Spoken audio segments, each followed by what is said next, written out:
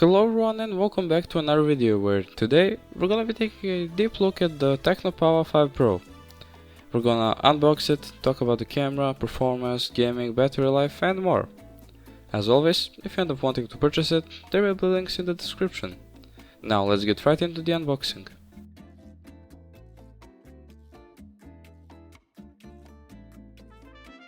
Alright, here it is. As you can see, it says TECNO POVA 5 Pro, that's the name of the phone. It has some pretty nice iconography, nice font, but that's not what we care about, we care about the phone. Very nice box indeed. Let's just take that off, there we go. And here is the phone, no time being wasted. It's a beautiful phone, I must admit. Quite a quirky design, so to say. Let's see what else is in there. This is a 24-month warranty provided by TECNO. Looks like we've got a manual. And a phone case. It's just a basic transparent silicone case, but it will do the job. At least we got a case, which is nowadays really rare to see. Here's the charger. A 68-watt charger, you don't see that very often. In fact, you don't see chargers very often in phones anyway. These budget phones are always loaded with stuff. Shows that large companies just don't want to give us anything. And this is the charging cable, USB-C.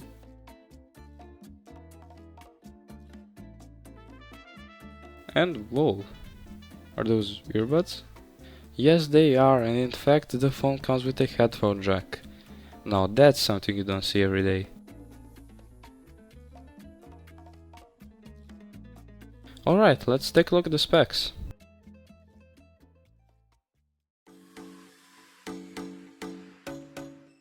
The TECNO POVA 5 Pro features a 6.78-inch IPS LCD display with a 120Hz refresh rate and a peak brightness of 580 nits. The resolution of the screen is a Full HD Plus 1080 by 2460 with a pixel density of 386 ppi. It's running Android 13 out of the box and comes with a octa-core MediaTek Dimensity 6080 paired with 8GB of RAM and either 128 or 256GB of storage.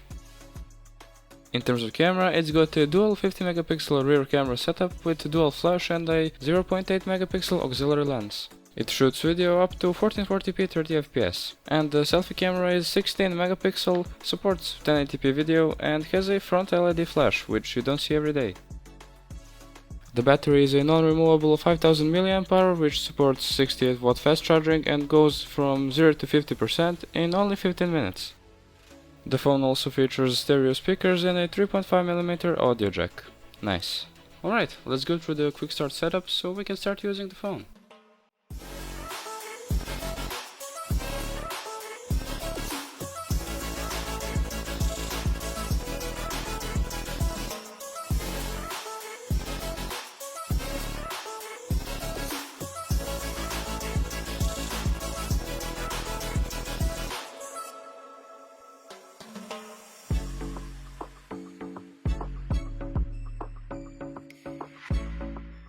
Now let's go through the process of setting up the side-mounted fingerprint sensor. You simply open up settings, then go to password and security, then fingerprint.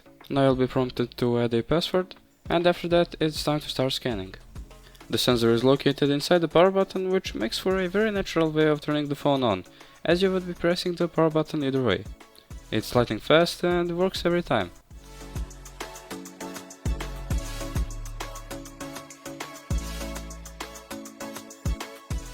In the settings, you can also choose between 60Hz, 90Hz and 120Hz refresh rate depending on if you want to save battery or enjoy a nice and smooth gaming session. There's also an option to let the phone decide that automatically.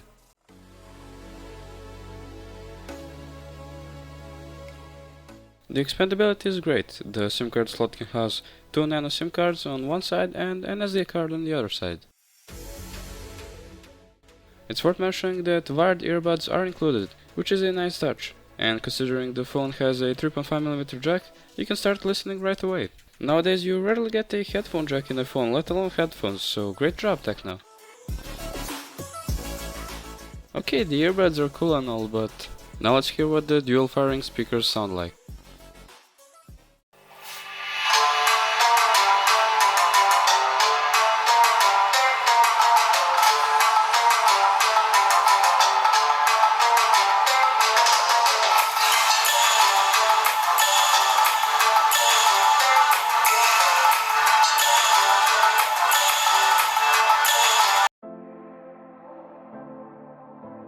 And now, the star of the show, RGB. You can turn it on by heading over to settings, then special functions, then backlight effect. Then you can choose what function you want to have your lighting effects for. You can have the phone turn them on for incoming calls, notifications, startup, music, etc.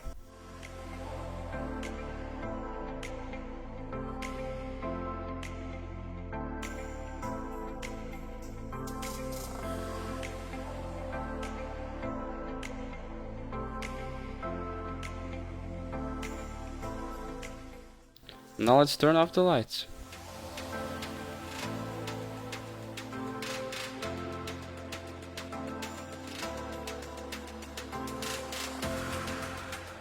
There's 5 different lighting modes, including dreamy, racing, soft, breathing, and party, and now we're gonna go through all of them.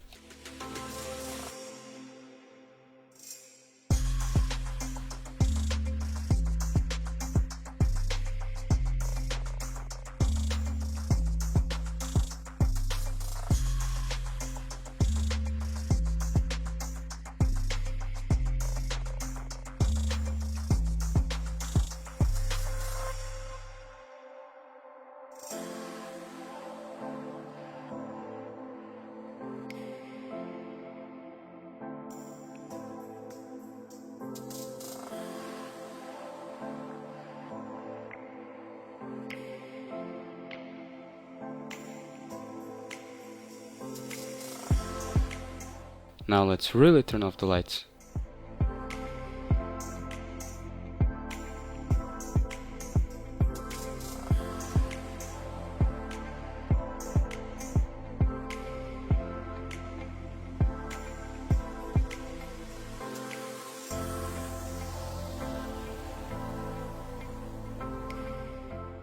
And now for the big test, the camera. The camera can be what makes or breaks a phone, as it's one of the main features. And luckily, the 5 Pro delivers on that front. Now I'll shut up and let the results speak for themselves.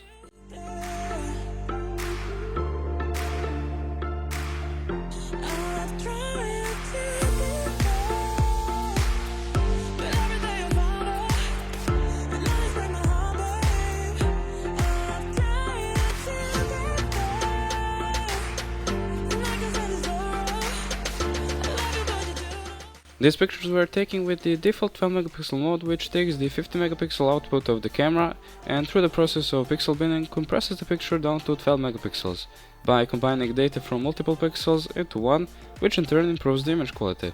And improve the quality it does. Pictures taken with the TECNO POVA Pro are absolutely stunning and rival phones in a much higher price category.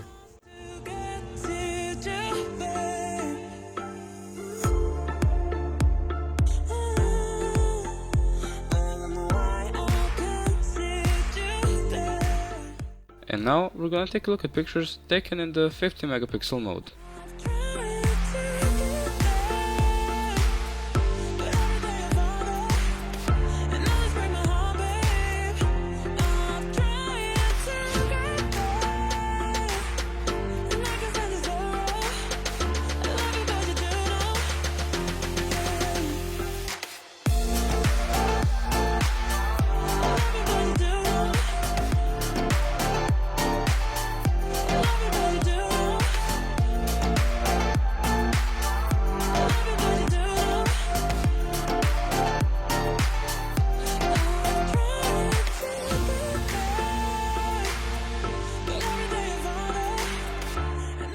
This mode utilizes the same process as the 12 megapixel mode, but at the end it uses AI to upscale the image back to the full resolution of 50 megapixels, making it even sharper.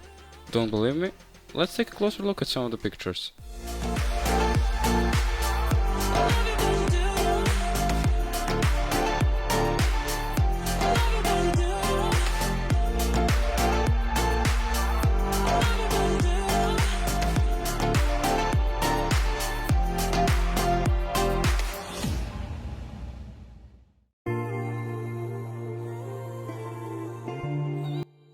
Now it's time for some night mode tests. The 5 Pro handles night mode pretty well. In pitch black situations it lightens up the scene just enough for you to see what's going on, and in a more lit up scene it gives just enough of a push to make the image look like it's daytime.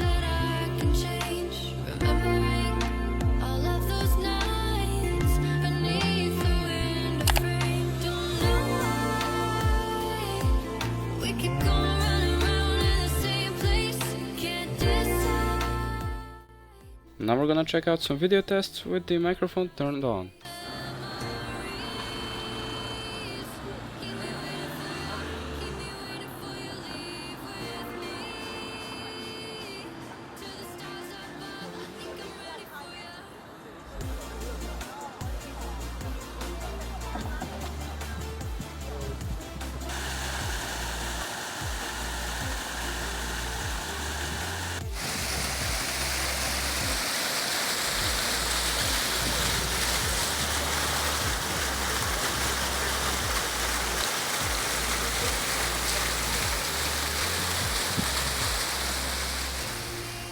Now it's time for a zoom test. The TECNO POVA 5 Pro does not have an optical zoom, but even so it takes on the task pretty well. You can zoom up to 10 times with both video and 12 megapixel photo, and in the 50 megapixel mode you can only go up to 2x. Here's some examples.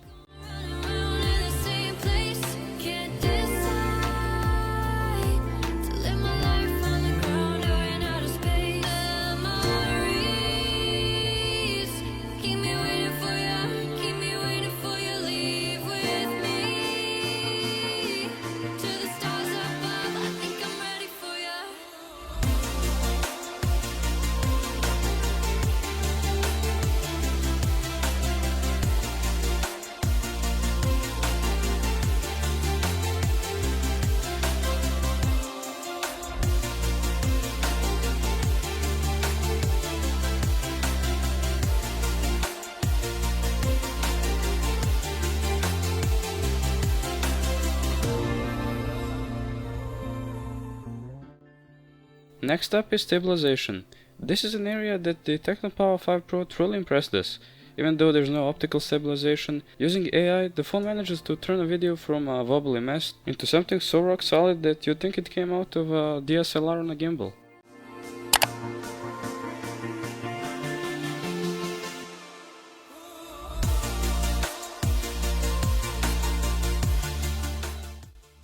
If you weren't impressed by the stabilization so far, you will be after the walking test.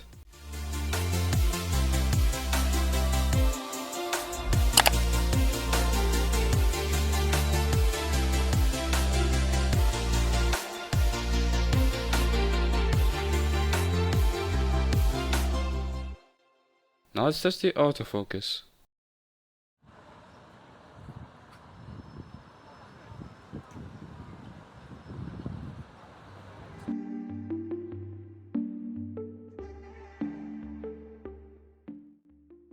Now we're gonna take a look at some performance benchmarks. First up we've got 3D Mark Wildlife.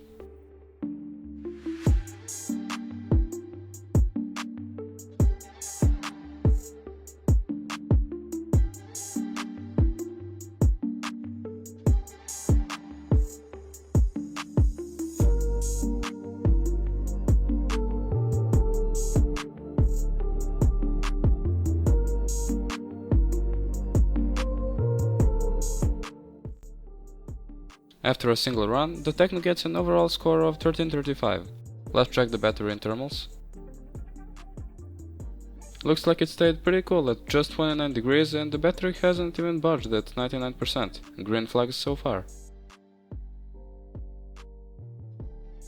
The reported FPS was 5 at the lowest and 10 at the highest, which may seem very low, but keep in mind that these tests are very demanding and are designed to stress the device as much as possible. Now, let's turn on the Wildlife Extreme Stress Test. This is gonna hurt.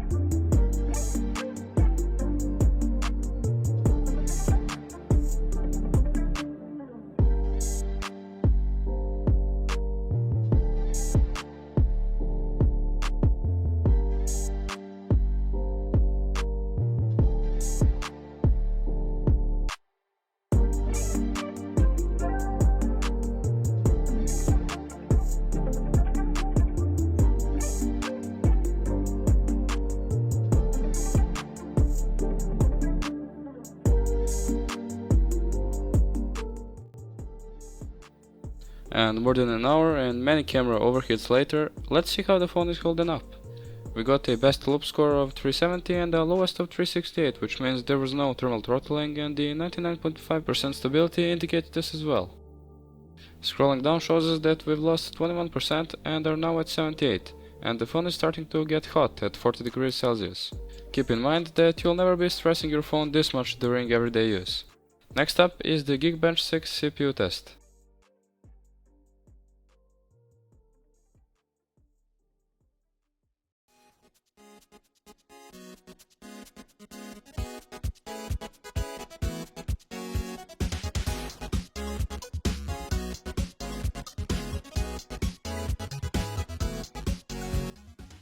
The results are in, and we got a single core of 751 and a multi-core of 2089. Let's see how this compares to other devices in the same price range. These are the Geekbench single core scores. And now you're looking at the Geekbench multi-core scores. And these are scores from the Antutu benchmark. And here we can see some more comparisons, but these are all much more expensive phones. Hey look, the S24 Ultra is only 3 times faster.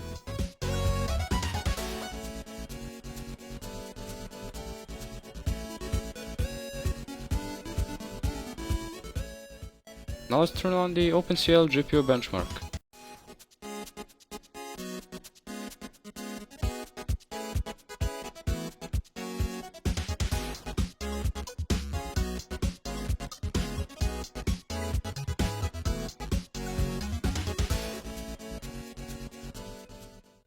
The overall score we got is 1404.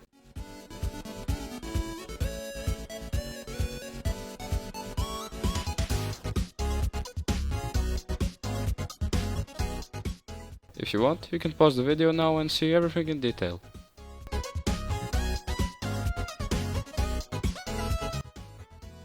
The phone is now at 62%, after almost 3 hours of stress testing, which is very good, and through all of this, the phone remained stable and didn't throttle, which means the phone didn't crash, and managed to cool itself well enough to keep running at full speed.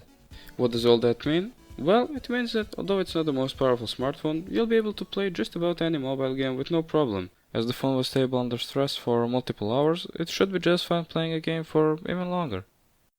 And on that note, sit back, relax and enjoy some gameplay.